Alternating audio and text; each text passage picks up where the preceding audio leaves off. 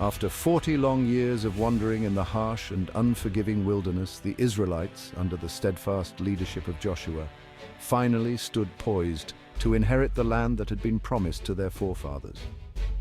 This was a momentous occasion, a culmination of decades of faith, perseverance, and unwavering hope. The journey had been arduous, filled with trials and tribulations, but now the promised land was within their grasp.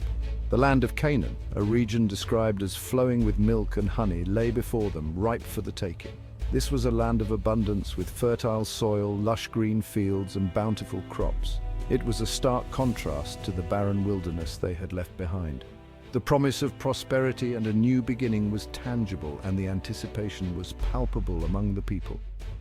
Joshua, chosen by God to succeed Moses, was tasked with the monumental responsibility of dividing this land amongst the 12 tribes of Israel. This was not just a logistical challenge, but a task of immense spiritual and cultural significance.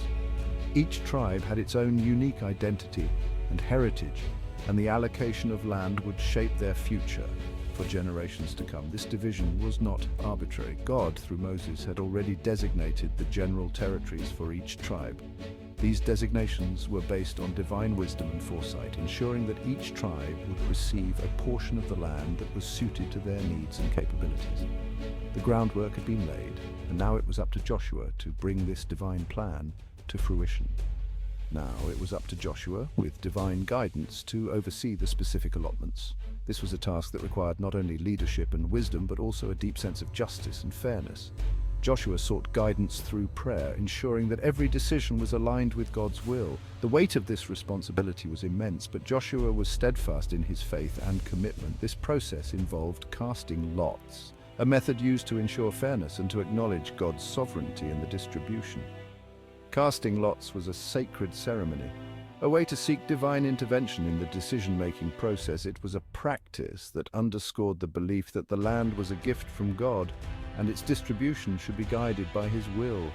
The casting of lots was a moment of reverence and solemnity, a testament to the faith and devotion of the Israelites as they stepped into their promised land. The first tribe to receive its inheritance in Joshua 19 was Simeon.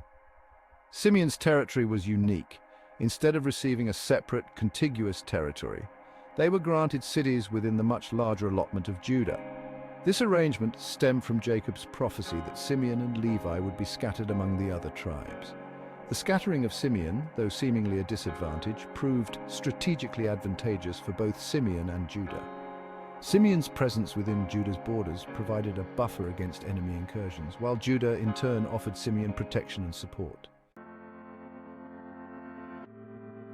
Zebulun, the sixth son of Jacob, received an inheritance that stretched from the fertile Jezreel Valley in the south to the Mediterranean Sea in the west. This strategic location gave Zebulun control of important trade routes, ensuring their prosperity. Zebulun's territory, though not particularly large, was rich in agricultural potential. The Jezreel Valley, known for its fertile soil, provided ample opportunities for farming, while their coastal access opened up avenues for trade and fishing. Issachar, a tribe known for its strength and diligence, received a territory nestled between the Jordan River and the territory of Zebulun. Their land included the fertile plains of Esdraelon and several important cities, including Jezreel, a city destined to become a royal city under the reign of King Ahab. Issachar's territory, though surrounded by other tribes, provided them with a strategic advantage. The fertile plains allowed them to thrive agriculturally, while their control of key cities gave them political and economic influence. Asher, whose name means happy or blessed, received a territory along the Mediterranean coast, stretching north from Mount Carmel. Their land was known for its abundance, rich in olive groves, vineyards, and fertile fields. Asher's coastal location gave them access to maritime trade routes, connecting them with the wider Mediterranean world. Their fertile lands ensured agricultural prosperity, making them one of the most prosperous tribes. Naphtali, whose name means my wrestling, received a territory in the northernmost reaches of Canaan, bordering the Sea of Galilee. Their land was known for its beauty, with rolling hills, fertile valleys, and access to the freshwater Sea of Galilee. Naphtali's territory, though somewhat isolated, was a land of great natural beauty and agricultural potential.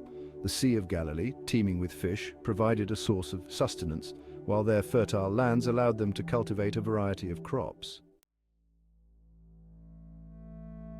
Dan, the last of Jacob's sons, initially received a small and somewhat insecure territory near the Philistine coast. This land, though fertile, was constantly under threat from the Philistines, forcing the tribe to seek more secure territory further north. Dan's eventual conquest of the city of Lechem, which they renamed Dan, gave them control of a strategic location at the headwaters of the Jordan River. This move secured their borders and provided them with access to vital water resources. Section 8. The Levites' cities scattered among the tribes. Unlike the other tribes, the Levites, who were designated as the priestly tribe, did not receive a contiguous territory. Instead, they were granted 48 cities scattered throughout the territories of the other tribes. This arrangement ensured that the Levites could fulfill their religious duties for all the Israelites.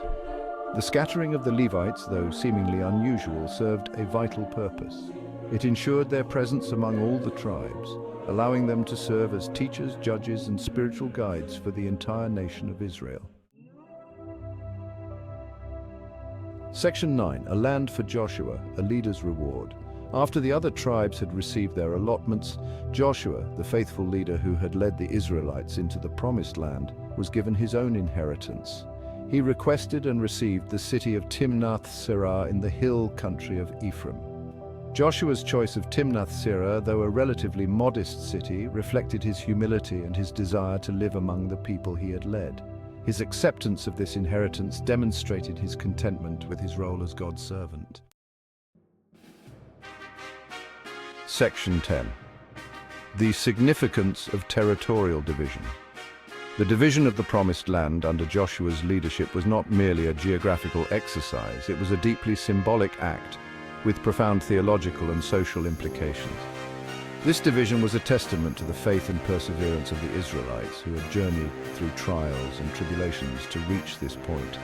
It represented the fulfillment of God's promise to Abraham, Isaac, and Jacob, a promise of land and descendants.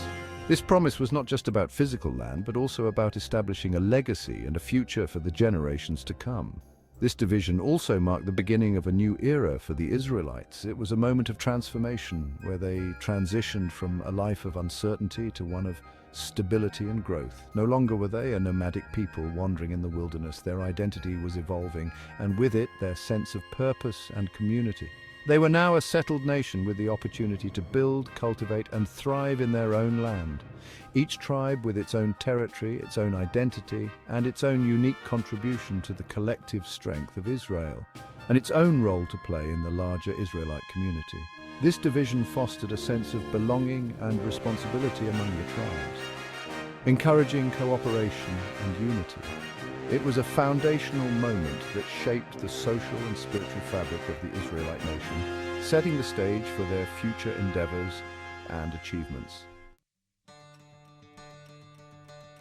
Section 11. A lasting legacy, the impact of Joshua's allotments.